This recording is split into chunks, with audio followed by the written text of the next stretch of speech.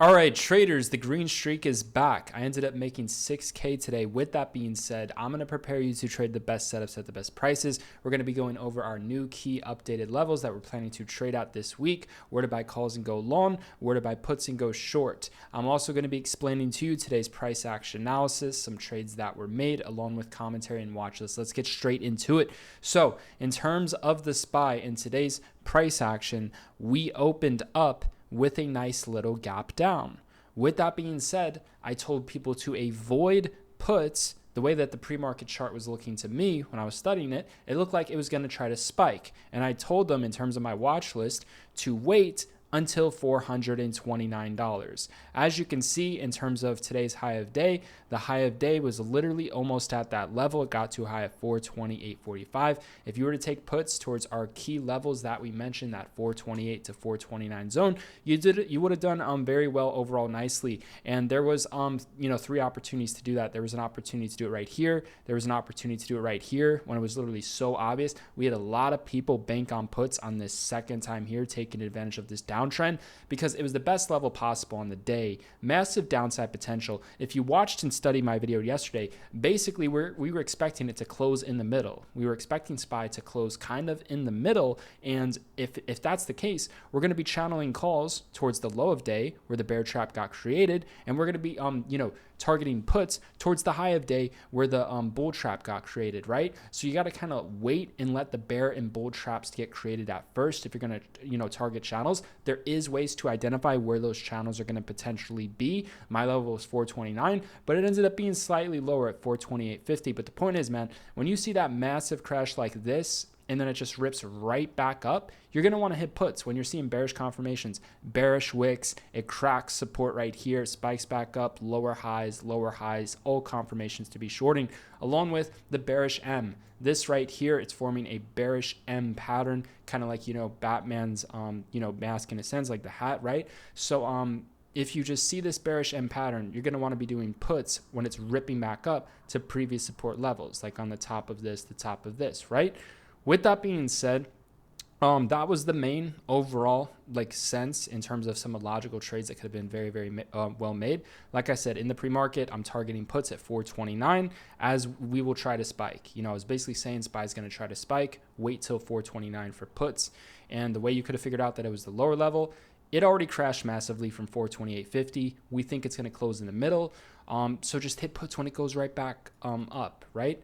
And with that being said, we did do puts at 428.40. Right before the market closed, we hit puts here.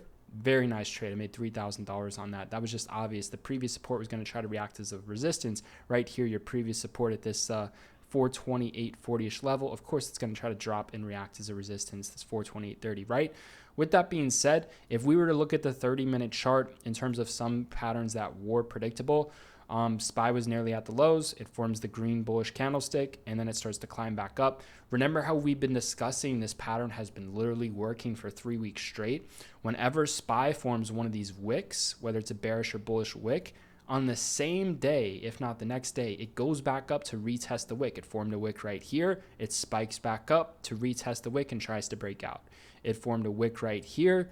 It spikes back up and the trend goes bullish once it forms that green candlestick and it retests the high of the wick. It formed wicks right here, and surely enough into the close, it spiked back up, and we knew the best level for puts into the close was going to be towards the highs, because if you've been studying in terms of the SPY and what it's been doing as of lately, whenever it retests the high of these wicks towards the top end of the channel, if you get an overreaction to the upside and then it retests the high of these wicks, that's where it's going to reject, and that's where you're going to want to short. And as you could see, it was the exact top, and it's not the first time that it's been doing that. If you just go back and study what I just shared with you, it's done it multiple times. Look right here. See what I'm talking about? High of the wicks. It goes back to the high of the wicks. It's literally the top. Do you see that? It keeps on happening, man.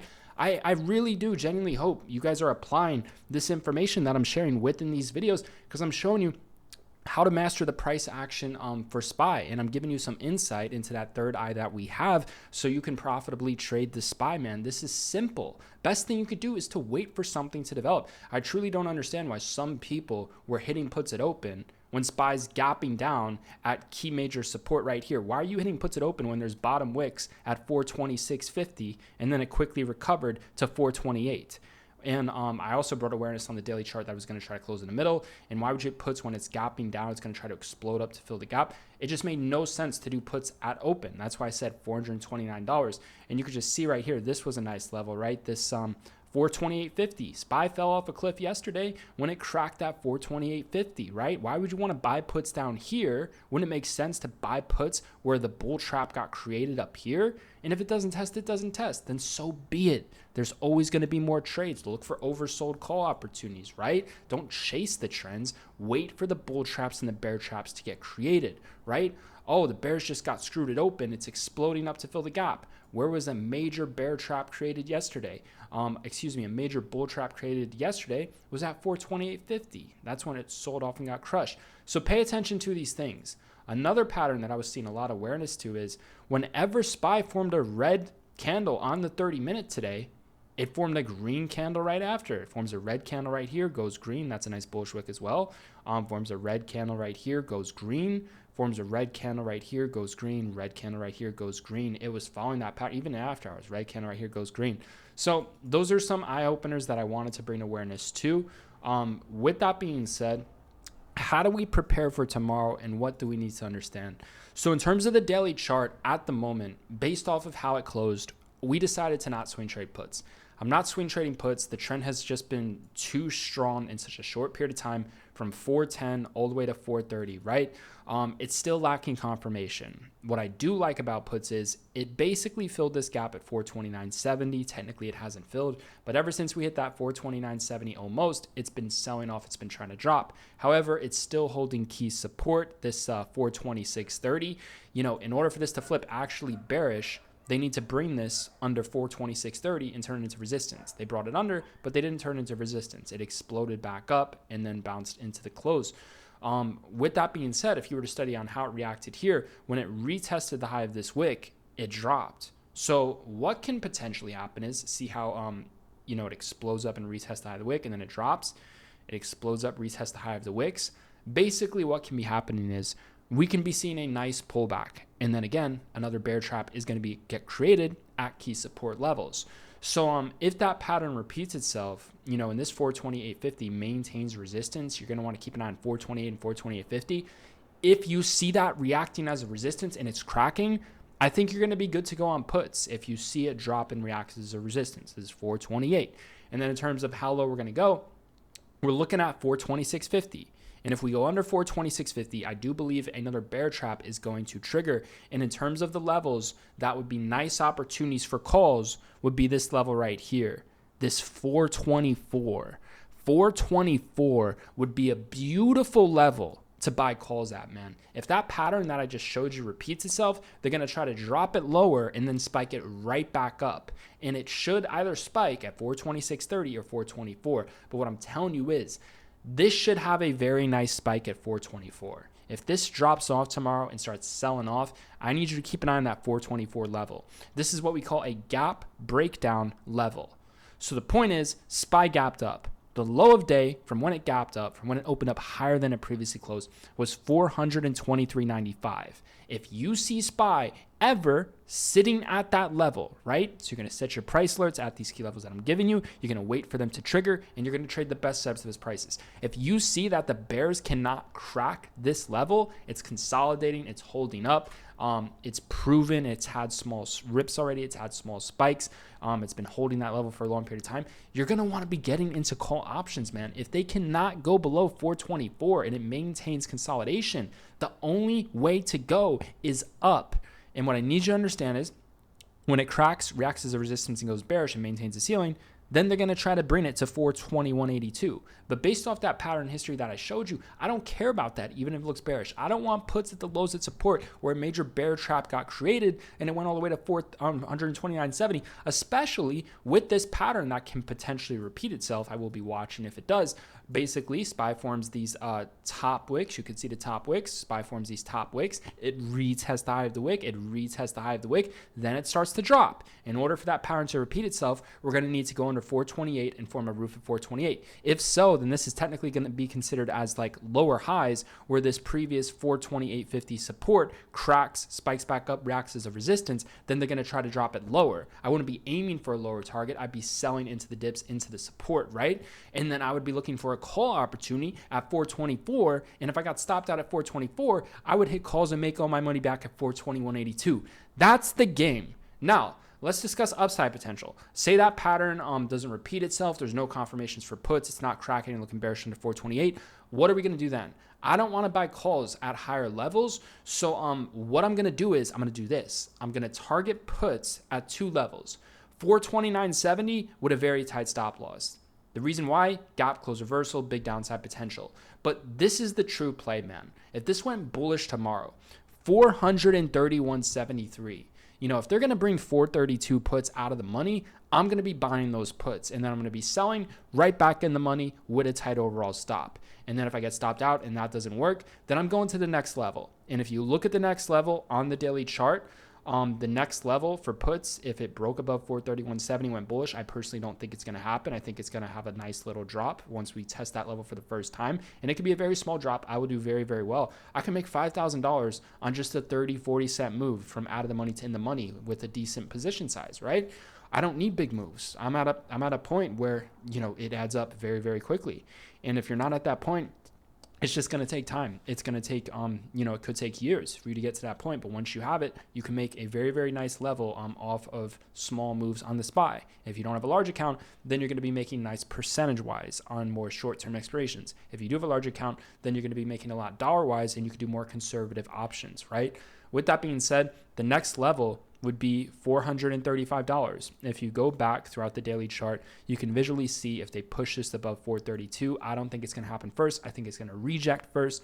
But if they do push it above $432, the next resistance level is right here towards this previous support. The low of this, $435.60. That would be my next level. You can see there's also a major bull trap at 438, but 435.50, this previous support, will be my next level for puts. That's my overall thoughts. That's my overall analysis. This information that I share with you is golden. We are going to have an absolutely phenomenal day the way that SPY is setting up. The reason why I didn't swing trade puts is lacking confirmation, even though there's some bearish confirmation, but we have a green candle today. It didn't close like trend reversal candle like this. This is what I was looking for. It ended up closing towards the highs. I would say this isn't the most bullish candlestick, but it could be something where we go to 432, then we finally drop. It seems like if there were to be a bull trap into this week, it would be towards the final days when all the puts are so theta decayed and they're screwed and they're just so cheap, and then they're going to rug it and all the bulls are going to take their profits, right? It seems like the most likable outcome would be if there was a bull trap later into the week, Thursday or Friday. So I'm still on the sidelines. I'm not holding hopes at these levels. I can do extremely well day trading when I'm near certain and everything is stacked in my favor. I will take the risk and enter the swing trade. But until then, I'll just do it with the day trades. I'm completely fine with being content, and I don't want to hold my hopes, man. They call that holding hopes. If everything is not stacked in your odds, don't take the trade, right?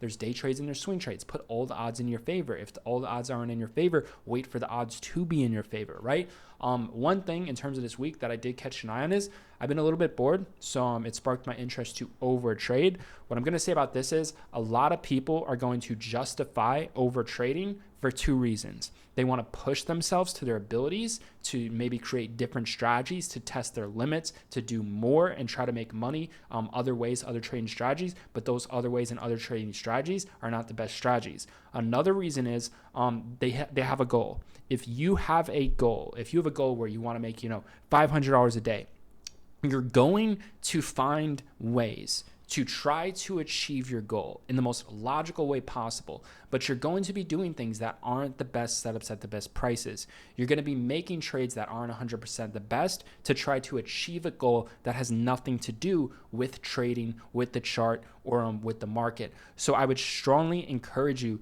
to not set like financial money goals on the day, on the week, on the month, because you're going to be pushing yourself to hit those goals rather than trading the best setups at the best prices, rather than trading the chart. You're going to try to find ways to make money, and the ways that you're going to try to make money are not going to be the best ways to make money. It's not going to be the best risk to reward. It's not going to be the best setup, the best prices, because you're chasing a number, a goal, and that does not matter within the stock market, and it does not justify you over trading. So don't do it. And that's what I would recommend for most beginners, right? The main reason why I was doing it, I really just wanted to push my abilities to the max limit. It's just like one of those things where you just have, like some FU money to burn and you just want to push yourself. But I don't encourage anybody to do that, man. Like I said, it was out of pure boredom. That's what sparked it. But just wanting to test my abilities. And then I just noticed I attached a goal to it. That's what kept me going. What kept me going was the goal. I attached a goal. I wanted to make a certain amount of money on the day, and I just wanted to keep on pushing it to the max until I hit that number. Do not do that. All that is going to spark over trading. Trade the chart, trade the best steps as prices. So here's the deal, man. If you want to be a part of Trader Society, it is a one-time fee and it is a lifetime access program. You get access to the chat room, to the Discord server. You get access to the networking opportunities, to the moderators. There is a few multimillionaires within the program. You get access to the SPY trading floor. This is where we post the best analysis, the best information, the best trade ideas, the best trading plans, and all of our real-time trade alerts are on the SPY floor. It is the money-making floor. There's millions of dollars every single day collectively being transacted throughout that floor on very quick scalps, in and out, fast money. If you have a small account, you're not going to make a lot of money, but the percentage gains will add up. And then once you do become successful, it could take a year or even more, but once you do, you're not going to be making as big percentage-wise because you're going to be more conservative with other contracts, but you're going to be doing very, very well financially with the bigger gains, right? That's how it goes. You trade percentages first, then you could switch it to more of a dollar gain in a sense, right? So just understand the game, and I would really encourage you to join the program if you want to be self-sufficient and take your trading to the next level. You get access to the Discord server, the community, you get access to the video lesson library. Everything it is that I know about the overall market is within the video lesson library, along with the videos that I share on here, and just being in that chat room and surrounded by the right people in the right community, seeing that experience and seeing their trades in real time is extremely useful. I would encourage you to check it out and join our networking community if you feel it's the right fit for you. The first link in the description down below in this video will explain to you everything it is you need. And as soon as you join, you get instant lifetime access at a one-time fee. In the video lesson library, we'll give you risk management, position sizing, psychology, mindset training, along with the gap trading strategies and the price action trading strategies. It's the first link down below. I will see you guys tomorrow live at Market Open. We are going to absolutely crush it heading into tomorrow. A great trading day is setting up.